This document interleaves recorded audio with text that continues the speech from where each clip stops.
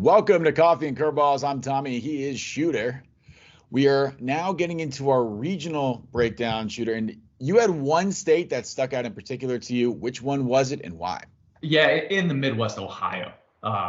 And there's been some years, I don't want to ruffle any feathers here, but Michigan has been kind of a Midwest leader with some classes that I've loved the last few years. Ohio in 2026. Is Wow. this a little bit of a Michigan-Ohio rivalry going on here? Is that what we got? Oh, without a doubt. But this Buckeye State class is the best that I've seen from them this early on. I mean, Sean Sullivan at the top, he's already committed to Alabama. It's a power arm, but he's not. It's not a huge gap between he and Parker Van Engelhoven. That's a tough one to say. Yeah, you get a reward for saying that correctly, I assume. But yeah, go for it. 6'3", 185, looked the part of a premium starter. I think there'll be tons of eyes on him throughout the spring. Bryson Whitmer, another guy who's at our junior future games, takes a lot for me to run down to the junior side at that big event. But Bryson Whitmer was one of those guys maybe do it lefty. You can really spin the baseball. Drew Hohenstein, who's actually teammates with Van Engelhoven, a lefty into the mid-'80s, committed to the Buckeyes at Ohio State, and Deacon Nelson, a UVA commit, who I really love the athleticism of him. But that Ohio class goes beyond that. I'm looking forward to getting to Buckeye State soon. So outside of Ohio, in the Midwest, there are some names that need to be recognized. Who are those kids and where are they from?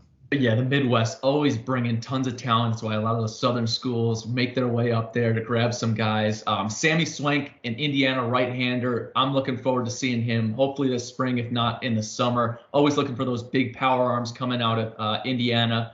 Cal O'Connor, he was another junior future gamer from the state of Illinois, 6'5", can work downhill. I'd expect him to be up into the 90s next summer. Power arm, he has some of the highest upside in the country on the bump. Also a hoopster.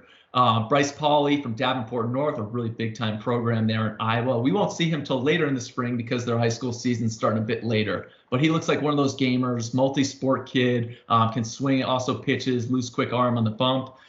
Ethan Armstrong from Michigan. We're talking about Michigan earlier. He's another clean-looking, big physical arm. Could be a frontline guy that a lot of coaches will want to see. And then Ben Kuglich from Wisconsin, big-time athlete, shortstop pitcher. I love them as a position player, so I'm looking forward to seeing these guys next summer.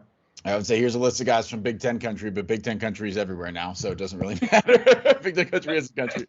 Shooter, thank you, and thank you guys for watching Coffee and Curveballs.